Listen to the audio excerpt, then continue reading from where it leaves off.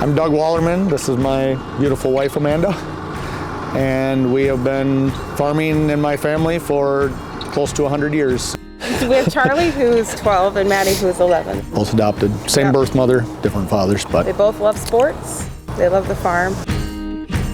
up until the time I was probably 12 or 13 years old, I hated farming. I was never going to be a bleep farmer, never in my wildest dreams, because I loved sports just like my kids do now. When I was 13, I think it was, my dad slipped and fell one fall and tore his shoulder, and who do you think got started milking the cows? Farming is always about family, at least it should be. And we're the type of people that we always treated our employees, no matter how many we had, as family. My mom and dad, for a couple of years, probably 10 years back in the 1980s, they had every fourth grader in Monroe County was out, not to this farm, our other farm, but they were out to our farm for probably 10 years, and they even hosted once or twice, they hosted all of the teachers. If you're a good cow guy, you know your cows. The Miss Universe contest, World Dairy Expo, we showed her mother down there as a year-old heifer, and I stood on the opposite end of the class that you're supposed to, but she was a homebred animal, and I had many people tell me that she needed to be down there and deserved to be down there, and so somebody's always got to be last, just like somebody's always got to be first. So she was a homebred animal. She wasn't purchased. She wasn't, I didn't go to somebody else's farm that had made her be a good animal. We did that. Yeah. You did that. I didn't go to college after high school. I went straight into farming, but a farmer's always learning. He's right. Every day there's something that you can learn. And it's, things that are to better the farm, to better the chances of you not getting hurt, to better the health of the cows.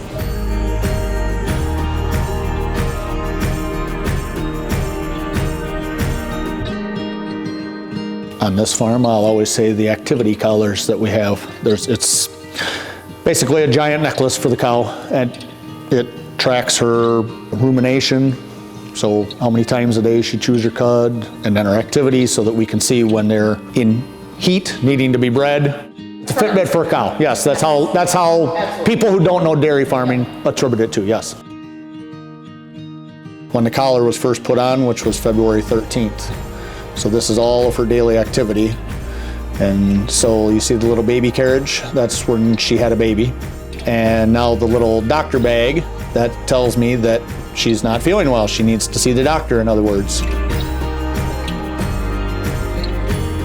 The changes that we put in place here are a huge asset to the farm.